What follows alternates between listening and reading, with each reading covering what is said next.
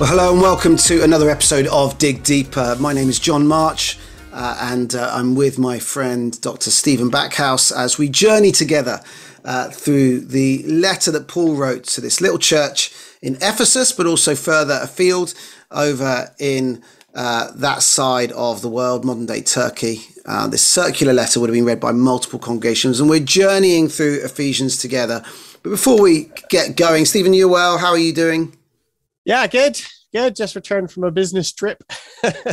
Speaking literally to business sounds people. flash and fancy. Trying to talk about theology to business people, which was fun, without letting on that I was a Christian. That was interesting. So tell us a bit. You were speaking at a kind of a workplace I was invited to right? speak at a conference for HR managers and for people who are running leadership teams and things. And I was invited. Yeah. So the people running it were believers, but the conference itself was not about. It wasn't like a Christian conference or anything. And so I got up and I did my thing talking about kenosis and self-emptying and all from Philippians 2. But I talked about ancient Hebrew and Greek philosophy. And I talked about a leader who considered others better than himself and who said, not my will, but yours be done. And so anybody there would have known, like, if you already had the ears to hear, you would have heard what I was talking about. But it wasn't specifically a kind of this is how Jesus did it, then this is how we should do it. It wasn't like that.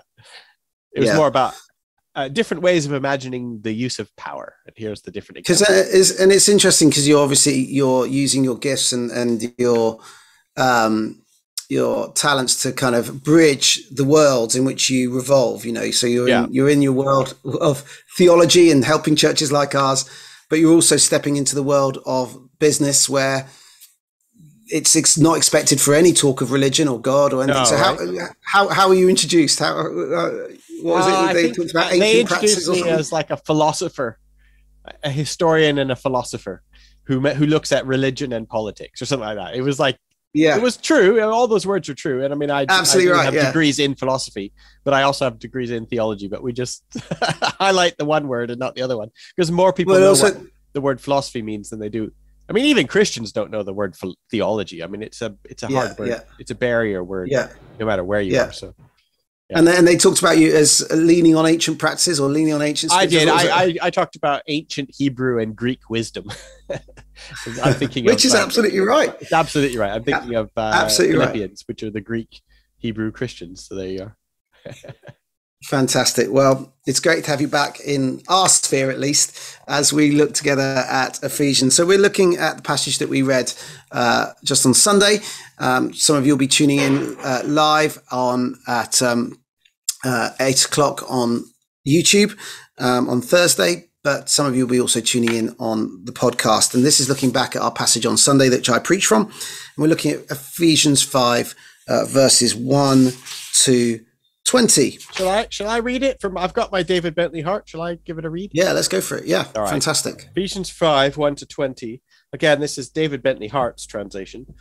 Become imitators of God, therefore, like beloved children, and walk in love as the Anointed also loved you and gave himself up on your behalf, an offering and sacrifice to God for the aroma of a sweet fragrance. But whoring and every impurity or acquisitiveness, let it not be named among you as befits holy persons, nor foul conduct and imbecile chatter and flippancy, which are unbecoming things, but instead thanksgiving.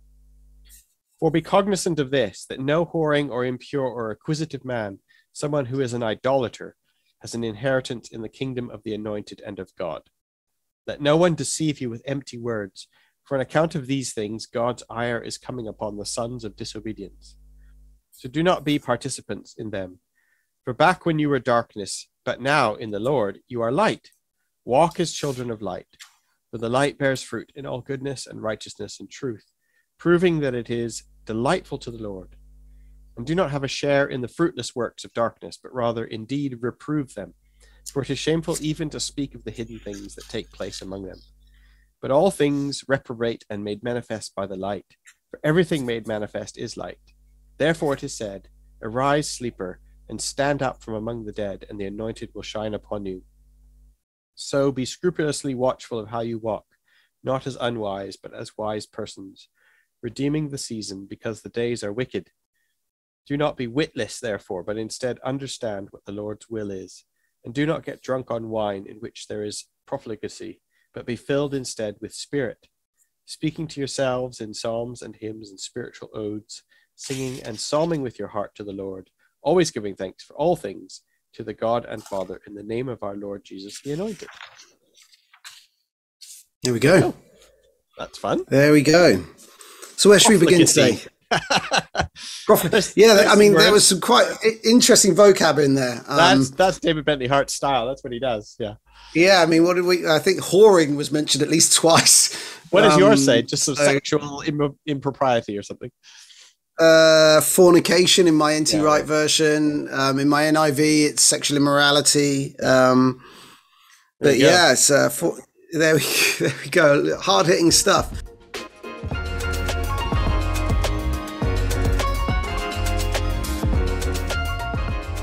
Where should we begin? Well, I mean, we're just going to remind ourselves of I want to hear about what you preach on this as well. But again, it's just worth reminding ourselves what Paul is setting up here. What he's just always talking about it. And I'm going to be referring later on. I want to talk about the book of Colossians. That there's some very common themes in Paul, and essentially he's always setting up. There's two ways to live, or there's two kingdoms in which you're living in. One is the kingdom of the anointed, or the kingdom of heaven, and the other is the kingdom of Satan, or the kingdom of darkness, or the kingdom of this world. And he's always drawing that out. And so he's trying to remind his people all the time that, like, well, which kingdom are you a part of? Yeah. And then, so it's not so much that I think we think of sin, we overly think of sin as a very deliberate, personal, individualistic thing. But when Paul is talking about whoring or idolatry, well, here's the thing. He talks about lying and cheating and acquisitiveness and sexual whoring, or whatever you want to call it. He then says they all are idolatrous. He says that he basically lumps them all under one label, idolatry. And that's your clue that he's not just talking about a good Christian who sometimes sins. He's talking about a type of life that is lived under a whole system. So these things he's talking about are systematic. He's saying these are all so the idolatry is not just like you don't worship. When you're an idolater, you're participating in a whole system. You're not just privately doing something. Like you are publicly part of holy days. You're publicly part of allegiance. You're swearing oaths and allegiance to things. You are going through regular habitual practices. You're buying into a whole worldview, a whole philosophy, right? So to be an idolater is more than just a private act. And the contrast here is not like a good person who sometimes sins. It's what system are you a part of? Right? So sin is much more systematic and institutional, frankly, than just personal. So this is part of it. And then Ephesians is a manual for forming people in a certain form of life, in a certain system. He's replacing one system with another. So and that's what's going to happen later on at the end of Ephesians 5. I mean, this is all being built up to the household codes, and then the put on the holy armor of God stuff. Your struggle is not against flesh and blood, not against powers and principalities, but against powers and principalities. So it's all leading up to this idea that, which system are you living under? Which invisible rules are you following? And which is, of course, what we see thematically anyway through, well, even the bits that we've done in previous months, like Mark's Gospel and the Sermon on the Mount, is Jesus saying, "Come and follow me," is essentially saying there's a new king in town and I'm going to follow him. And therefore, all the things that I have sworn allegiance to in the past, I'm laying down for the sake of swearing allegiance to this new king. He has rule and reign over my life now. And then, the obedience. So obedience is really important. We're going to talk about this next week. I don't want to, keep the powder dry a bit, but there's a difference between the word submission and the word obedience. And submission is the thing that Paul talks about, by the way. I just want to make that clear, that submission is more about getting yourself aligned together, get all on the same page, be all under the same roof, be all aligned one with another, because the emphasis is not on your personal obedience to Jesus. It's on our ability to help each other stay like we're all one body. So the sin, when you go off whoring or lying or cheating on your taxes, the sin is not against Jesus, it's against me. It's against us, right? Because we are all one body. And so when John sins, he's hurting us because you're meant to be part of our group.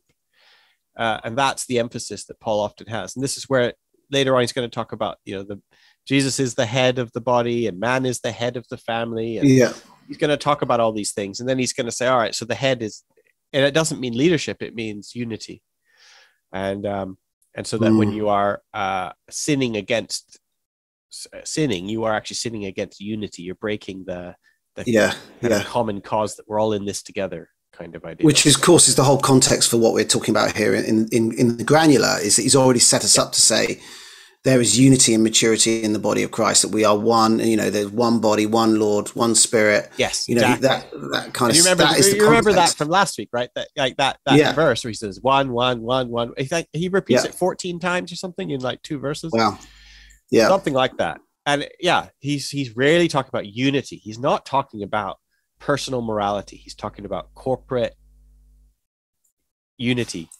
Conflict resolution, using your power well, not being greedy and robbing from your brothers and sisters, breaking marriage oaths by going off and, as Bentley Hart keeps saying, whoring all the time. But like the sin is against your wives and your husbands and your families and your children and your servants. That's the sin. And against the church, it's against the families. And it again reminds us that that's exactly when Jesus talks about sin, when he talks about in the Sermon on the Mount, when he talks about do not be angry. It's as if you commit a murder in your heart. That there's it's a corporate sin. It's not. What have we, that little phrase we've used over the last few months is kind of, it's private, but it's not. It's private, but not. No, it's personal, but not private. But not private. Yeah. So when I say, John, get your act together, I almost use the S word there for a bit because I'm used to that. Hanging around corporate type stuff. John, get your act together. It's not get your act together so that you're not in the fear of the fire of hell. It's get your act together because you are hurting us right now. Right? Get in line. That's part of this command to submit. Paul's going to say this to lots of people. He doesn't, not just to women, by the way, not just to wives. He says to everybody, submit. And it's not obey, it's get your act together. Control yourself. Control your power. Because you're hurting other people right now. That's the sort of emotion behind those words. So on Sunday I was talking about actually how the kind of apparent tension that when you address a passage like this, is obviously like Paul has got a high bar, just as much as Jesus in the Sermon on the Mount. But it's a high bar. It's not impossible, but it is a high bar. And I think one of my questions to the congregation, something that I tried, I don't know how successfully I did, but one of my questions was, how do we maintain together that sense of a high bar without looking over one another's shoulders and judging each other? Without judgmentalism and purity. So what was the sort of suggestions you had, or what did I suggest? Well, I kind of tried to bring it back to the passage. So what's he firstly say? First he says, live in the way of love. Actually in the NIV translation, walk in the way of love, just as Christ did, be imitators of God. And so what is it that we know about God's love? It's an agape love. It's a self-sacrificing love. It's a self-giving love. And so it's less about being perfect, but living for the sake of the other. And so that also means in our attitude to one another, we recognize our faults before we look at other people's. And it takes us back to, of course, the speck of dust and the log in our eyes and all that kind of stuff. And so kind of my first point was, when we are living out love, we're not firstly looking to what other people are doing, but instead we are looking first at ourselves. That's, we're putting ourselves on the line first before other people. And Jesus would say that we've got a log and they've got a speck anyway. So we've got work to do on ourselves first. The other thing I kind of said is that the church is not meant to be a museum. It's not meant to be a museum of perfect pieces of Right. like we put on this wonderful presentation. We're like in these glass boxes all lit up, beautiful for everyone to see. But actually, it's much more like a hospital. We're much more. Yeah. And what does everyone who walks into a hospital, or not everyone who walks in, but everyone who's being treated by a hospital, what do they all have in common? They all recognize that they are sick in some way. Yeah, They've right. got a broken bone, or they need surgery, or they got a long-term illness, or whatever it might be. And everybody in a hospital recognizes their need of doctors and nurses and cleaners, and they need this thing called a hospital. And so Yeah. I hold that's where I approached it. Something. I'm right. just going to get a book. I love that you said that, because I was thinking that what you just talked about is actually. Have you ever read William Cavanaugh? Do you know who William Cavanaugh is? So he's one of my favorite. He's a real, he's one of those guys that changed my life kind of thing. Like, he's a real favorite writer whose words really opened up new worlds for me. Yeah. William Cavanaugh, Cavanaughh. And this book is called Field Hospital. I love that you just had it to hand. The church's engagement with the wounded world. So William Cavanaugh is a Roman Catholic political theologian. He's in the same kind of camp as like Stanley Hauerwas, who we talk about Stanley a lot. So he's Roman Catholic, which is interesting, because that's often you find people who are a little bit kind of Anabaptists or edgy, on the outside of things, whereas Cavanaugh's different, but he really is using the same analogies that you're just using, saying like the church isn't some glowing, triumphant entertainment complex or some military. Like he said, if there's a military analogy to the church, it's that we're a field hospital, not an attack force or something, right? So the walking wounded come into the church. It's a bit like, did you ever watch MASH? Did you ever watch the TV show MASH? It crossed my horizon. I never kind of got into it, which is set on a field hospital in the Korean War.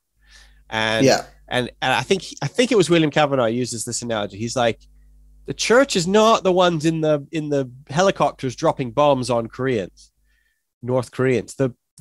The church is the surgeons and the nurses and the hospital staff getting their equipment ready, and they can hear the helicopters coming over the hill carrying all the wounded soldiers and all the civilians who have been bombed. And the church is the people getting ready for the walking wounded to come in. Yeah. Right. And I just thought that's such an interesting thing. So he's not saying, oh, we're separate from the world. He's saying, no, we are definitely on the front lines of the world, but we are patching up the wounded. We're not creating the wounded. And that's the difference, right? And what I then said in my talk is that actually in a hospital, you don't get people saying, well, they're not sick enough to be here, or even they're too sick to be here. Oh, they're too awful to, why on earth are they here? It's like, no, this is exactly where they should be. This is exactly. And so what unites us, while we aspire to this way of living that Paul sets out in Ephesians, what unites us is our sense that we are all fallen short of the glory of God. That we're all in need. We're all in need of the great physician to bind up our wounds and heal our hurts. And that's the vision that we have, I think, of the church. Now, do we need to go for a break? Is this a good time to go for have a break? Because I've got a point I want to make which relates to this, but before I launch into it, I don't want to usurp. That's a good idea. Let's have a break now. And Stephen's already given us a bit of a teaser, so off you go, and we'll be back soon.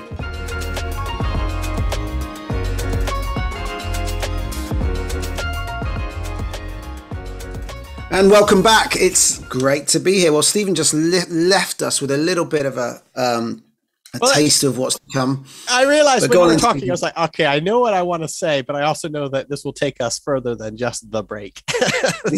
Go for it. Well, because the walking wounded idea, it comes from the idea that who's doing the damage, okay? And in the New Testament, it's not, you'll notice that when Paul is talking, for example, and same as Jesus and any of these people in the New Testament, they're not really saying that the damage is being done by a bad person. They're saying the damage is being done by the world. Okay. So what's causing all these hurts is the systems or the world which Jesus will say is under the thrall, is under the kingdom of Satan. Yeah, Paul will talk about principalities and powers, darkness. Yeah, right. So part of this is that the damage is being done.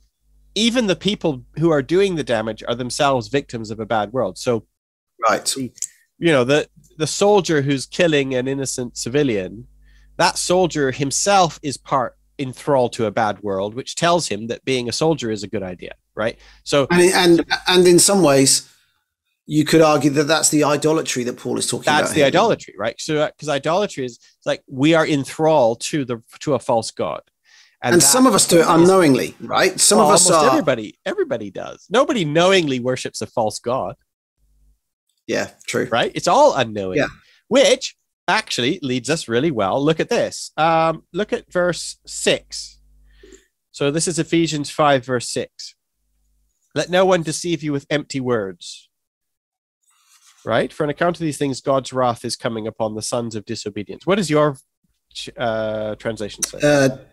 Don't let anyone fool you with empty words. Yeah. It's because of these things you see that God's wrath is coming on people who are disobedient. Right. Okay. So this is a theme that shows up a lot. I was going to look at Colossians 2. Have a look at Colossians 2, which is also Paul's writing.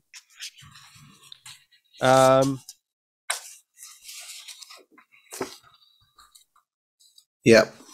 I'm looking here. Whereabouts? Colossians 2, verse 4, for example. Yeah. I tell you this so that no one may deceive you by fine-sounding arguments or by empty words. Yeah, I got the word deceive as well.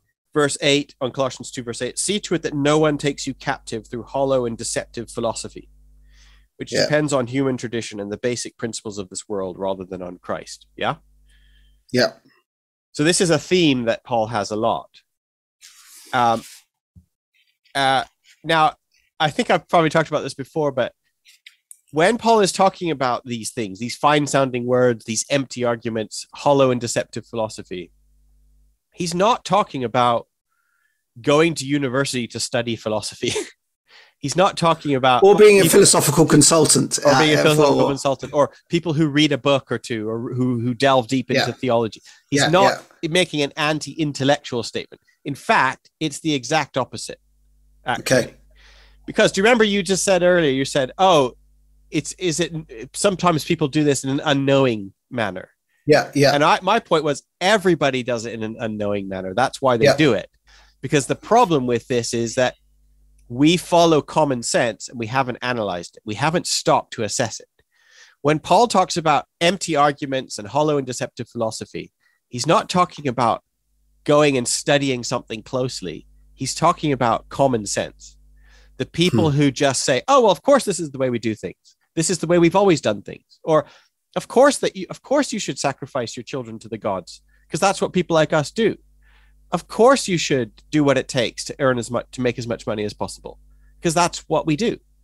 Yeah. Okay. It's the unquestioning assumptions. It's the assumptions you're just born into and you just follow. Yeah. And they are everywhere. And Paul calls those in Colossians 2, he calls them basic principles of this world. So he's not talking about going and studying something closely. It's the exact opposite. He's like, pay attention that you are not held captive by the common sense, the basic principles that everyone assumes is true as a matter of course. Those are hollow and deceptive. And Colossians 2 is going to make it really clear. He links it to powers and principalities and to religious festivals and to habits and forms of life. But this is also happening here in Ephesians. He's talking about like these habits and forms of life that we just all follow as a matter of course. They are hollow and deceptive philosophies. And it's because of these that the wrath of God is coming. And he calls the people who follow normal common sense idolatry and the killing and stealing and acquisition and idolatry, all these things that people are just doing as good citizens. This is what you do to be a good citizen. They're not like evil mustache twirling villains here. They think they are good citizens. And Paul calls them, and so does Jesus, sons of disobedience, right? We're not talking about superhero villains here. We're talking about us, normal life. And that happens all the time. As living under the power of Satan. And that happens all the time. And it's almost like, we're fish swimming in the water, and we haven't even asked ourselves the question, what kind of water are we swimming in? Yeah, exactly. Yeah. We're just swimming in it, and it's just like, well, this is of course what it is, and this is how we should raise our children. These are the values that we're going to in a Western democracy. I grew up evangelical, and I had I think there was even some T-shirt which was like a fish that was swimming against the flow, right? And it was like flow. And in the evangelical world I grew up in, that basically meant don't have sex before you're married. Don't smoke drunk and drink or something. Like, it was really like pray publicly in a restaurant before you eat. Like, it's like, oh, if we do this, then we're showing that we're against the flow, right? And it was really performative, and it was also very specific to individual things. And yet those same people who think that they are swimming against the flow because they don't smoke think that their success means climbing up the hierarchy in their company. They think that owning more money at the end of your life than you had at the beginning of your life is a measure of success. They think that, of course, we should kill our enemies during a patriotic war. They think, well, of course, people should stay in their lane, and different social classes people like us should stick with people like us. Yeah. Like, that is that is the water.